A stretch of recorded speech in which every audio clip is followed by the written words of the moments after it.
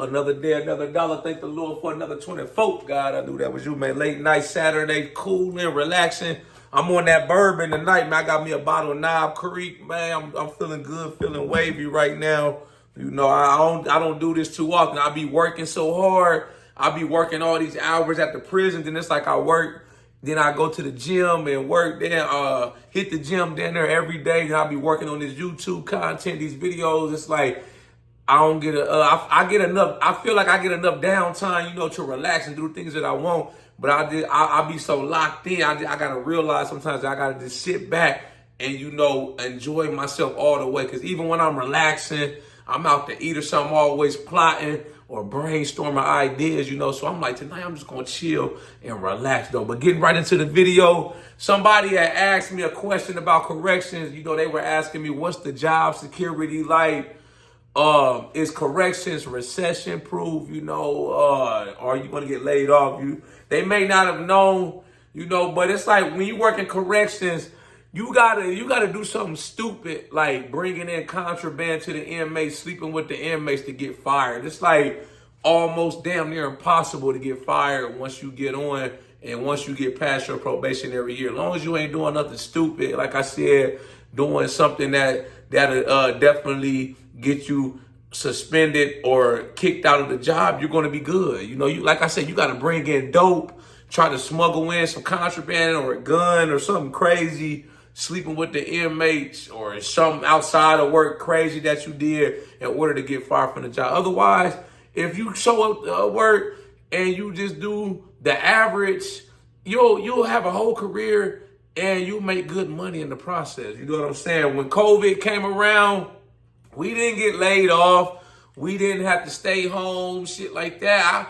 We kept going to work, man. I was like, shit, I wish I could have stayed at home when COVID hit. I would have tried to start me a whole nother business at home. I worked the whole way through COVID. We had to go there in the prison, in the trenches. The inmates may have been on lockdown, so it was a lot. The inmates stayed on lockdown down there the whole time through COVID. We would let them out for like an hour at a time so they could use the phone, the computer, then they would get locked down. The orderly would come out, sanitize the area, and then they would let out another group of inmates. It was like that the whole time through COVID. So working in corrections, like I said, it's recession proof. You ain't gonna have to worry about losing your job doing any, as long as you don't do nothing stupid, But all in all, you'll have longevity in the career. You'll be able to make, a good, honest living. You'll be able to provide for your family. Me personally, working in corrections is like one of the best things that ever happened to me. It's been life changing. It's allowed me to do a lot of things. It's allowed me, to bring about a positive change for me, my family, bring a better life for us financially, security. I go to work and it's like I do my job. I do my 8 or 16-hour shift and I go home. And I leave it at that. As simple as that. Working in corrections, it's like one of the easiest jobs you could do. For what we get paid to do, you can't beat it with a stick. The majority of the time, I just be sitting in there, on the unit. You just sit there. It's like you an overpaid babysitter. Literally, you're like an overpaid. You just sit there, sit in the office or sit on the booth on the unit with the inmates doing them, and you just there with them, man. I don't feel like I'm doing time or nothing like that. People say, oh, don't you feel like you're doing time with the inmates, this and that? No, I get to go home at the end of the day. It's like anybody else that goes to work. I do my shift. Somebody they go in the office 9 to 5, do their job at the bank or wherever they work at, and they got to do time. They're trading time for dollars too. I just happen to go work inside of a prison. So at the end of the day, I don't feel like I'm doing time with the inmates, So I'm going to keep, like I say, man, I'm going to keep pushing this agenda as far as trying to help out as many people as I can to get their foot in the door, to get hired doing, to be successful with the job, to do the best job they can, be a good correctional officer, and to have longevity with the career, because I like to see people win. I'm just trying to pass along things that I've learned along the way and give people that's going through the process or that may just have started working in corrections the knowledge and the things that people taught me and that I learned along the way in my career, you know. So that's y'all who I'm doing these videos for, you know, y'all and y'all only. Anybody, you know, that's interested or thinking about applying to be a correctional officer, anybody that's going through the hiring process, you know, you going back and forth with HR, you trying to get your foot in the door as fast as possible. Anybody that's in the academy, you know, you may have been on a job, you're a rookie. Hell, I'm even doing these videos for the people that's working already in corrections. You know, you may have more time than me. I only got 13 years altogether working in corrections. You may have 15, 20 years. I'm doing this for y'all too, just to keep y'all motivated. You know, y'all can have somewhere with somebody that may be like-minded and that thinks the same way as you. You know what I'm saying? So you don't get burnt out. So, you know, you keep showing up to work and you can finish out your career strong. You know, y'all is who I do these videos for. I'm not doing it for nobody else. You know, I see people all the time, you know, they leave comments. You know, I try to read as many of my comments and respond to as many as I can. And you got some negative people. They talk bad about corrections. They talk down on corrections. This is the thing. Somebody has to do the job, you know. I didn't choose, you know, I just kind of fell into this. I didn't grow up saying I wanted to be a correctional officer. I didn't even really know nothing about corrections outside of maybe seeing something on TV, you know, when I was a teenager or a kid. I never thought anything of corrections literally to probably my last year of college. And I studied criminal justice. One of my professors was like, he came and had a talk with me because I came to him and I was like, you know, I wasn't sure what I wanted to do in my field. I was unsure. He was like, you know, I used to be a correctional officer back in the day. I worked at the county jail before I became a college professor. So he was like, won't you try working at the county jail? He was like, you know, I took his advice. He always gave me good advice. So I was like, you know what? I'm going to try it out. I'll check it out, you know, just to see and whatnot. And I got on. And here I am 13 years later. I never thought I would be doing anything like this, you know. But like I said, at the end of the day, somebody has to do the job. You know, it may not be for you. It may not be the people that talk negative and make bad comments about what I'm doing. It may not be for y'all. You know, everything is not for everybody. You know, if it ain't for you, cool, man. You know, it's not like I'm coming to you talking bad about your job. I'm not talking shit about your job, you know. So like I said, I'm just doing this for people that are interested genuinely in the job and they want to come in and they want to work hard and they want to do the job. That's why I make these videos. I'm not making these videos for the people that's you don't even work in corrections, but you got something bad to say about it, you know. People saying this and that. Well, won't you come up there and work with me, man? We need people bad. If you feel like you can do the job so much better, come show me. You got to show me how it's done. You know, that's always been my motto, man. Don't tell me some shit. Show me some shit, man. That's just how I feel. You know what I'm saying? But yeah, recession-proof job, corrections. If you get on, man, you go in there, you do your job, you stick to the policy and procedures. If you're unsure about something, ask. You know, ask the supervisor, ask your coworker, somebody you feel is knowledgeable that does a good job, and you can't go wrong. All you got to do is just sit there. It's so easy. It's like taking candy from a baby, man. It's like I've made over the past 10 years, I've made over 6 figures, you know, just sitting there. 99% of the time, I just sit there. It's like it's like once you do your job, if you're working on the unit, it's like all you got to do, literally, you do your job, you do your cell searches. It don't take no time at all.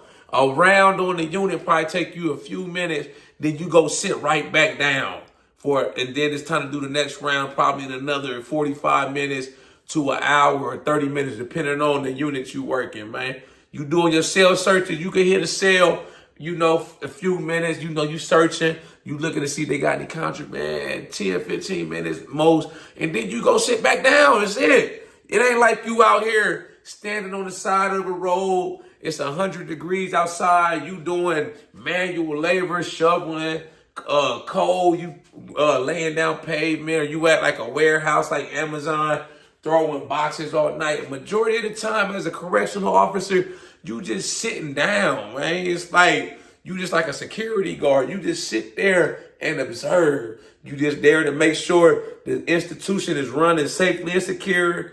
The inmates ain't trying to escape. They not in there fighting, trying to stab each other. They ain't in there trying to harm themselves, trying to commit suicide, stuff like that, trying to escape. And that's it. After that, man, it's like, man, you can't beat it with a stick, man. I'm like, man, I plan on riding it out. You know, like I said, it's been a blessing for me. I can't speak for nobody else but myself. I see a lot of other people that work in corrections, you know. I see a lot of people that got a lot of time in. You know, I'm talking about some real veterans that work and they leave. I love y'all when y'all leave comments on my videos, you know, telling me like where you work at, how long you've been in and stuff. Man, those are the people right there that know. They know what it's like because they're behind that wall. They put their time in. You know, y'all already know. So I don't have to. It's somebody that's coming from the outside or that's never been inside of a prison. Only thing they know about corrections is what they see on TV or a movie or 60 days locked up. I'm not speaking to them, man. I'm not even worried about what they talking about, man, because they could say this and that. They could speak negative, but they never been behind that wall, so they really don't know what goes on in there, man. You know, I remember one time back in the day, I made a video. This was probably about 2-3 years ago, man.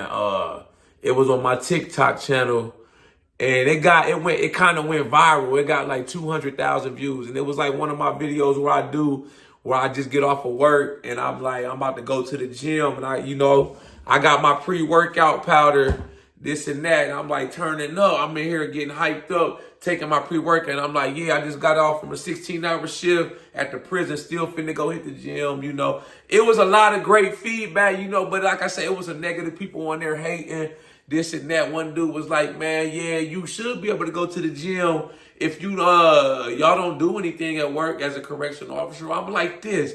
Well, shit, come in there. Have you ever seen an inmate commit suicide and left you to find them? Have you ever had to save an inmate's life? Have you ever seen an inmate get stabbed, you know, and then you got to go in there, call for help, call for assistance, and try to get the other inmate off of them that's stabbing them? Probably not. I've seen all of that shit. I've seen some crazy shit, man, that a lot of people that go in, that on the outside, they probably would never come into corrections if they knew the type of shit I seen behind that wall in my 13. I remember when I was only a rookie, I had been like on the job for like 4 months. My first time working in corrections, and the inmate hung himself and left me to find him. I almost didn't make it. I almost quit. I was like, I don't know if this shit right for me, man, because it kind of fucked with my head. And I was like, man, just seeing them, you know, they rolled the cell door on my unit, the officer up in the tower. As soon as she rolled the door, she hit the button. She rolled the door. He flopped out. He had like a shoestring tied around his neck. He had sat down somehow on the door and hung himself. That kind of messed with me, man. I ain't even going to hold y'all. I'm going to keep it realistic. I'm going to keep it all the way 100. I almost didn't make it. I almost was like, you know, I think I might quit. And I had only been on the job 4 months. I was like 21. I was about to finish college. So I'm like, man, I don't know if this shit right for me. But I ended up sticking it out though, you know. But I'm like this, man. Yeah, it may be easy. We may just do a lot of sitting around, but we get paid for what could happen. Anything can happen working behind that wall. And it doesn't matter what time of the day. It doesn't matter what day it is. It doesn't matter if it's Christmas, New Year's Eve, Thanksgiving, shit. When stuff goes down in prison, it goes down. You could be there, get on your shift and be there 10 minutes. Something go down. You could be about ready to get off. I remember I was working not too long ago on my unit. It's like 6 in the morning, man. You know, it's quiet. The inmate's about to go to breakfast. Next thing I know, I hear a whole bunch of keys. You know, that's the staff member carrying. I see about 4 people rush the unit. They ain't even stopped by the office. They rush. It's SIS. They rush to one particular cell. They get the inmates, put them up against the wall. They rifling through the cell. Boom, they find cell phones in there, man. I guess they got some tips. The inmates had hid some cell phones in the wall. I don't know where they hid it at, you know. Then, okay, boom, they did that. They got the inmates off the unit. They got on their property. Boom, so I think they was still back there searching. And me and the upstairs officer I work with, we on night shift. We sitting in the office talking, you know. Next thing you hear, we got to fight. And they said my unit. They were like, we got to fight on Cadre 8. I'm like, fuck, we get up. We running. You know, we looking what's going on. We don't see no commotion or nothing. Then we run up one alleyway. We see SIS running this way. You know, I didn't see them chasing nobody. So I stopped real quick and I turned around. I tried to hurry up and run around the other way. I guess they was looking for, they was chasing somebody. I don't know. It was a crazy morning, man. That all happened within the last hours. It was like the last hour and a half of me about to go home. You know, it was like I said, like 6:30. I get relieved at 8 a.m. So, you know, it doesn't matter when it goes down, it goes down. It just is what I remember I was like 3:40, inmate had a heart attack in the shower. I'm about to get relieved in like 20 minutes. Just because I'm about to get relieved doesn't mean nothing. You on the job, you on the clock, you still have a job to do until your relief shows up and you are outside of the institution. You go through the Sally Port, and once you on the outside, then you good. I had to go over there and do CPR and save his life. You know, I rolled him over. He was in the shower. He was on the floor, butt naked. The shower water still running. Face down. I put some gloves on, rolled him over. His eyes was open. He was cold to the touch. Got on my walkie-talkie. I need medical assistance up here in Durham unit. You know, I started pumping them. Boom, boom, boom, boom, boom. Then staff started arriving. You know, somebody took over with the CPR. The nurses eventually got there with the AED machine. They had to put the AED patches on, shock him. They shocked him like 9 times. He ended up making it though, you know. So it was all good for him at the end of the day. But yeah, man, it's a recession-proof job though, you know. Y'all got any comments, questions, or concerns about anything I just talked about in this video? Y'all got any topics for future videos? Drop a comment. Drop a message to me, man. Hit me up on my email. I'll be sure to get back with you as soon as I can. Y'all know how we coming. Let's get motivated.